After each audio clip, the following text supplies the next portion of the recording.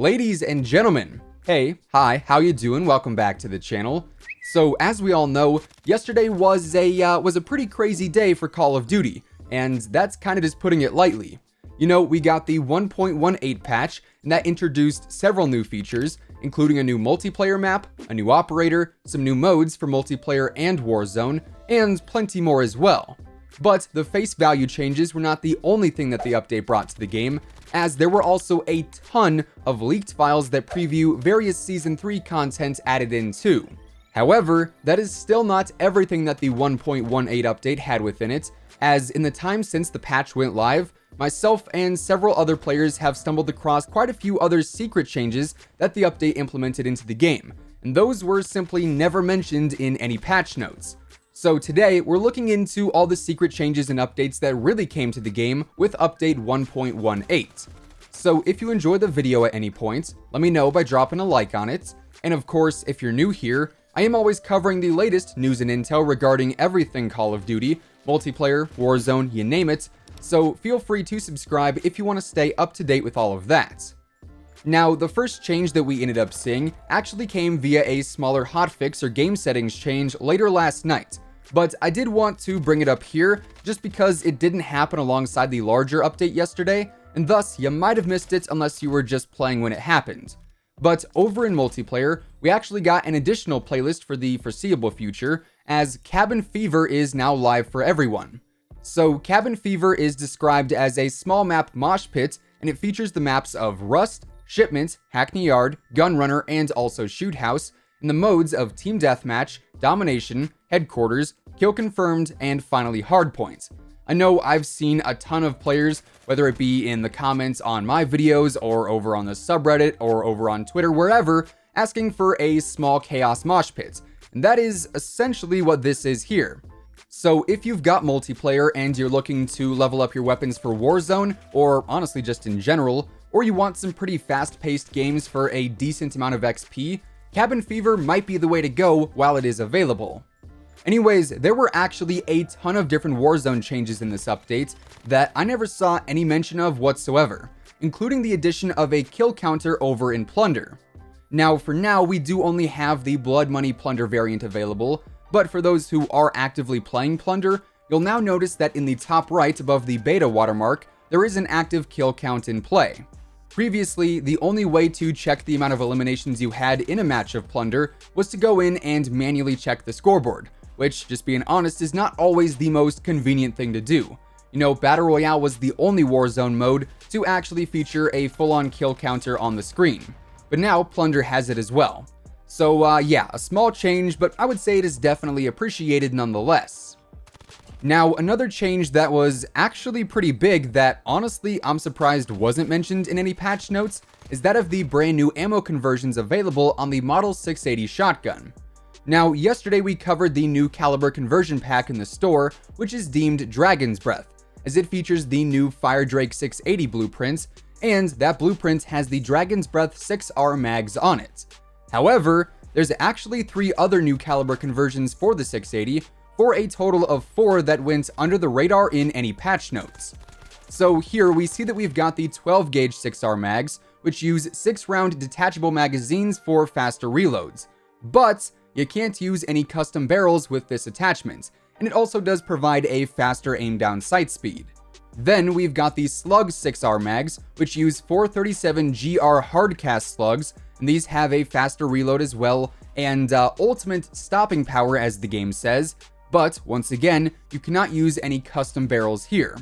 So while the damage range and ADS speed increases are a nice bonus, your customization is a bit limited. We also have the standard Dragon's Breath rounds, which simply use 12 gauge incendiary ammunition, meaning, yes, this is a fire shotgun. I know someone out there who is playing World War II every day just woke up to the greatest news of their life, and yeah, honestly, I would say this is probably the best of the new attachments, and I'll get to why that is here in just a moment.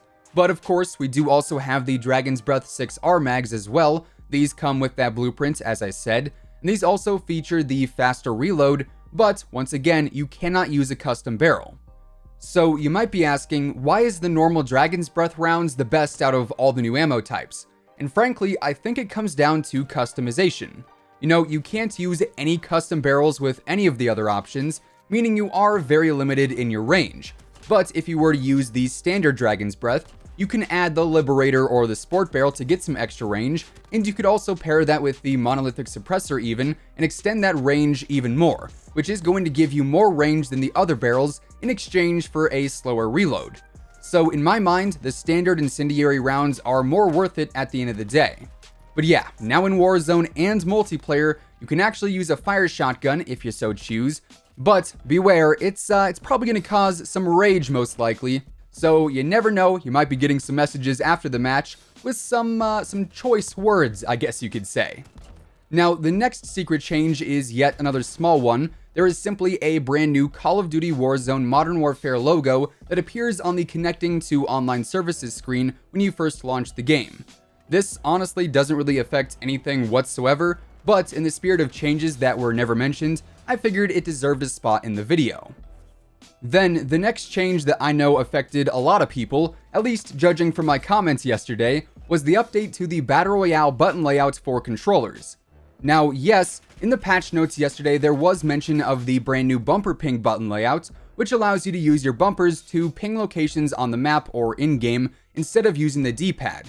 However, they never mentioned that this was now going to be the default BR button layout for everyone who uses a controller. As I'm sure you probably noticed if you jumped on yesterday and didn't check it beforehand, bumper ping was automatically set as your button layout for Warzone. And if you didn't want that, it was a pretty unpleasant surprise, right? But have no fear, you can simply change it back to default or tactical or whatever other layout you prefer to play on if you would rather just use your D-pad to mark locations in-game. Now, continuing on, I also noticed that there is occasionally a brand new Gulag closing alert that appears on screen once the Gulag becomes unavailable in any given match, and this just flashes a bright yellow alert on your screen. However, I did notice it doesn't happen every single time it closes, so I'm not 100% sure what triggers this notification, if it only appears when you haven't been to the Gulag for the entire match, if it's something else that makes it appear. Honestly, I've got no idea. But regardless, it is a small but unmentioned change that came with yesterday's patch. Another small change for Warzone is the color of your reserve armor plates, as now there is more of a blue background to them when you stack anywhere from 1 to 5. So once again, not the most game-changing feature out there, but it is a new addition to Warzone specifically. Now, this next change is one that, unless you play on PC and you look into this kind of stuff, or you watched yesterday's video, you probably would not know about. But the physical game files yesterday got a ton of secret additions, primarily referencing Season 3 content, as we got multiple new maps added to the files, including Village from MW3 and Backlot from COD 4. We also got a few new weapons, 2 new operators, assets for Modern Warfare 2 Campaign Remastered, assets for multiple new Warzone game modes, and a handful of other things as well. And if you want more information on any of that stuff, I will link yesterday's video covering it in the description below. But yeah, the game files got some very big secret additions that mean we'll have some pretty exciting content coming to the game here very soon.